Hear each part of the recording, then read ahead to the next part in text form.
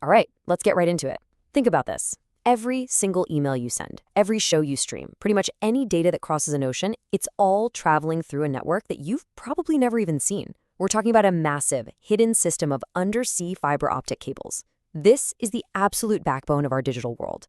But what's crazy is that this critical infrastructure is surprisingly vulnerable, and it's become the stage for a whole new kind of global competition. Yeah, you might think tapping into these deep sea cables is something straight out of a spy movie.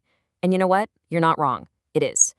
But as this quote points out, the reality is, getting at the data flowing through these tiny glass threads is way less far-fetched than we'd like to believe. The possibility of a real-life digital heist? It's very, very real. So how in the world would somebody actually pull off a heist like this?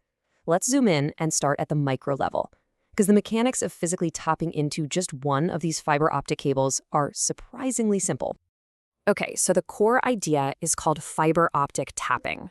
And the word you really need to focus on here is stealthy. See, this isn't like cutting a wire where everything just shuts down and alarms go off. Nope. Sophisticated tapping can be done without ever interrupting the data flow. The target might never even have a clue that their information is being siphoned off. Now, this might look super technical, but for someone with the right know-how, the process is pretty straightforward. You get your hands on the physical cable, you bend it just enough so some of the light leaks out, and then you just capture that light. After that, it's just a matter of converting those light pulses back into data that can be read by a standard packet sniffer, which is basically just a program that reads raw network data. I mean, the famous hacker Kevin Mitnick once showed he could do all this and read someone's email in under 5 minutes. And here's the real kicker. How much do you think the basic tool for this costs? Well, a clip-on coupler, a little device that can bend the fiber and capture that light, you can find one online for as little as $200. So this is the really crucial point. This isn't just a threat from nation-states with billion-dollar spy budgets. The barrier to entry here is shockingly low. Okay, so we've seen just how vulnerable a single cable can be. Now let's zoom all the way out and really try to grasp the sheer scale of this global network we're talking about and why protecting it is so incredibly important. Our planet is wrapped in about 1.2 million kilometers of these undersea cables. To put that in perspective, that's enough cable to circle the entire Earth almost 30 times. This isn't just a few connections here and there. We're talking about a dense global mesh that connects every single continent except Antarctica. And how much do we actually rely on it? Well, these cables carry over 95% of all international data. Forget satellites. When it comes to high-volume, high-speed data, this is the only game in town. It's the circulatory system for literally everything, from your family photos in the cloud to sensitive government communications. And if you want to talk about the economic stakes, get this. Just one major international bank moves an average of $3.9 trillion through these cables every single workday. The amount of global commerce that depends on this network being up and secure is almost impossible to wrap your head around. So who do you think the biggest culprits are when it comes to damaging these cables? Spies? Saboteurs? The truth is actually much more boring. It's fishing trawlers and ship anchors. They account for nearly 2/3 of all cable faults.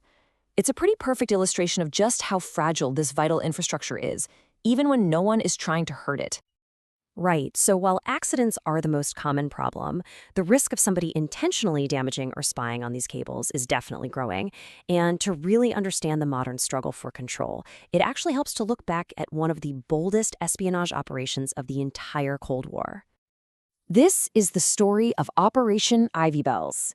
Back in the 1970s, the U.S. sent a specially modified submarine deep into Soviet waters. Divers went out and installed this massive recording pod on a key Soviet military communications cable. And because the Soviets thought this cable was totally secure, a lot of their traffic wasn't even encrypted. This gave the NSA a complete treasure trove of intelligence for almost a decade.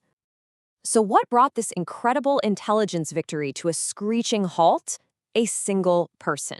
A disgruntled NSA analyst named Ronald Pelton. He was deep in debt, so he just walked into the Soviet embassy and sold the secret to the KGB for what basically amounted to pocket change, just $35,000 in total. And that story, it perfectly highlights how the threat has shifted. The Cold War was all about these targeted taps on secret government lines. But today's competition is so much broader. It's about influencing and controlling the entire commercial internet backbone. the cables that you and I use every single day, by building them, financing them, and even repairing them. A really key player in this new era is China's HMN Technologies. As you can see, its global market share is growing pretty fast. As part of Beijing's Digital Silk Road initiative, this state-subsidized company is aggressively expanding its footprint. And that's raising a lot of concerns about who builds, and maybe more importantly, who could potentially access the world's data infrastructure. So, faced with all these evolving threats, what's actually being done to protect this vital system? Let's take a look at how both governments and the private sector are trying to secure this digital backbone. The US government is tackling this from a bunch of different angles. There's an interagency group called Team Telecom that now scrutinizes any foreign ownership in cables that land on US soil. Companies like HMN Technologies have been put on an entity list, which restricts their access to American tech. And importantly, the US is using development finance to help trusted companies compete on price. And it's building alliances with partners to secure networks in key regions. Here is a perfect real-world example of this competition in action. For the massive SMW6 cable, which connects Singapore all the way to France, China's HMN Tech came in with bids that were 20 to 30% lower than its rivals. So the US countered, not just with competitive financing for its own firm, Subcom, but with diplomatic warnings about security risks and even sweeteners like millions in training grants. And in the end, the US strategy worked. Subcom won the $600 million contract. But this is not just a story about governments. Not anymore. Tech giants, we're talking Google, Meta, Microsoft, Amazon, they are now dominant players here. They own or lease about half of all undersea bandwidth. They are pouring billions into building new, more resilient routes, like Google's Pacific Connect initiative and the Maria cable. They're fundamentally changing the landscape of who builds and who controls the physical layer of the internet. So that invisible infrastructure that powers our entire modern world, it's at the center of a new global competition. It's a battle being fought not with armies, but with contracts, with financing, and with technology. And as this all unfolds, mostly out of sight, it leaves us with a really fundamental question. Who are we trusting, and who should we be trusting to keep the lights of the internet on?